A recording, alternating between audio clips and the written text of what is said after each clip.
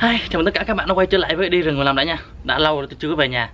Ngày hôm nay sau mấy tuần đi về nhà lại cái nhà kho, tôi mới phát hiện ra một điều rất là thú vị mà tôi muốn chia sẻ tất cả các bạn. Tôi tin chắc là cái điều thú vị này là tất cả các bạn ai cũng sẽ thích thú.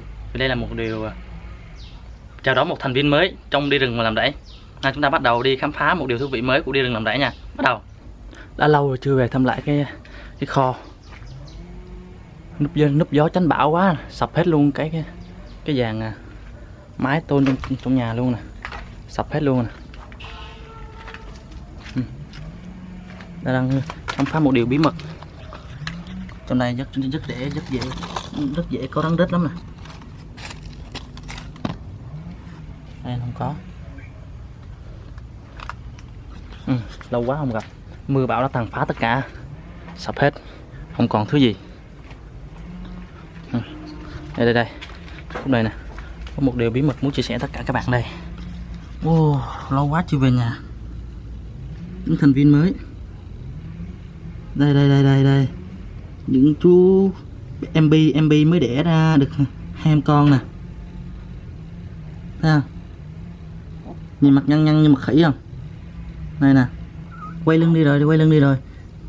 Thấy mấy quay ngại quá, quay lưng đi rồi. Mới vừa đẻ, mới vừa mở mắt đã biết ngại rồi. Rồi để tôi đi vòng bên kia qua xem. Chân dễ thương không? Móng đeo luôn, không móng đeo luôn nè, móng đeo chùm luôn, hai bên luôn. Móng đeo chùm có hai bên luôn nè. Móng đeo chùm nè. Gì mà gắt vậy, sờ xíu là mà gắt vậy.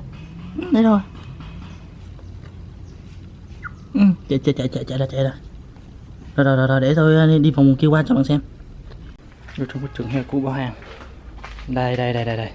Lâu quá không gặp. Ơi chào Bi mẹ.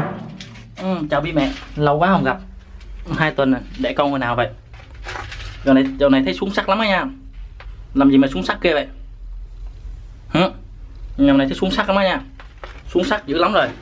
Em Bi ngày xưa dễ thương đâu rồi. Biết bao nhiêu anh về bạn đâu rồi. Xuống sắc quá. Đây.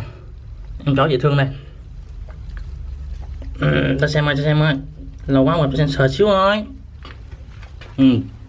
Đây, bắt hai em ra chỗ sáng rồi nè. Trời cái mặt à. Chó mà sao mặt nhăn như khỉ vậy trời. Được 2 cái đây, xem coi được 2 cái đây.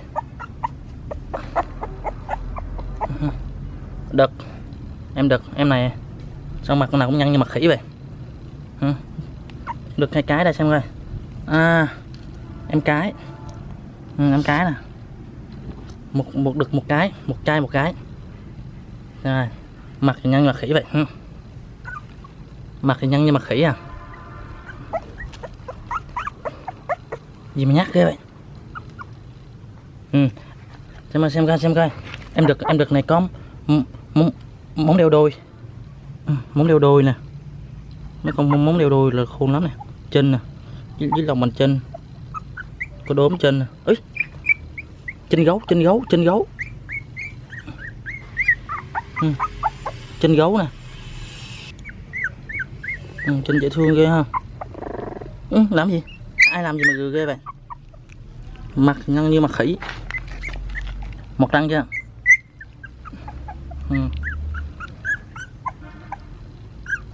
Mặt thì nhăn như mặt khỉ á. Một răng chưa, xem coi một răng chưa? Chưa một răng. Cái này một răng chưa?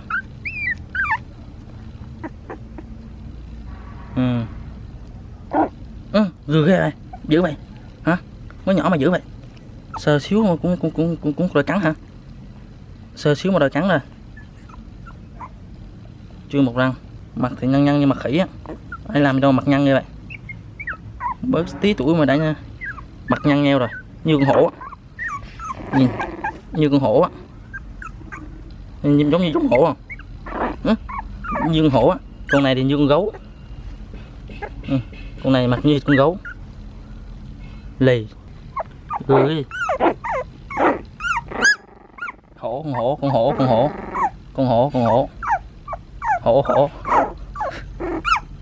hổ.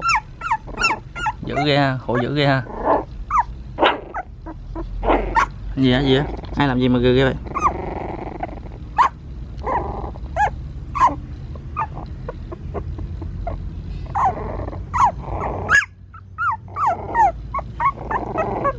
Ai làm gì mà ghê ghê vậy? Mặt như mặt con hổ. Như con hổ. Như hổ không? Y hệt luôn nè. Gừ gừ nhá. Gừ cái gì? Hử? Gừ cái gì? Như con hổ, như mặt hổ.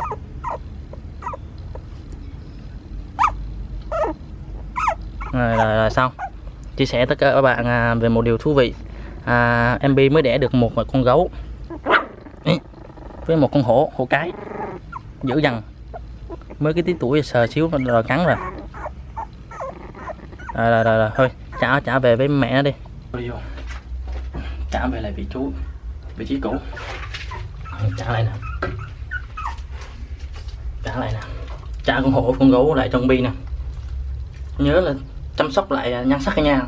Thấy xuống sắc lắm rồi đó, thấy xuống tàn tạ luôn rồi đó, không còn MB dễ thương ngày xưa nữa đâu.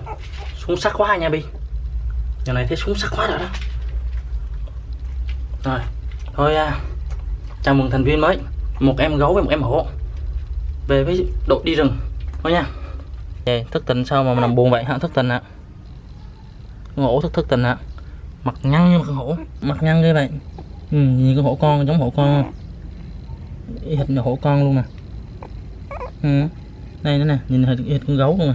Ủa mặt cái lờ đờ như say rượu á, như muốn ăn thịt ai mà. Hả? Nhìn gì? Như con hổ không nè. Thôi chui vô đi. Vô đi. Vô đi. Vô. Hổ chui vô luôn đi hổ. Ra ngoài ta bắt á, ta thịt luôn hổ á, hổ đang tiệt chủng á. Nó thịt luôn bây giờ, chui vô đi. Rồi. Chặn lại, không cho ra.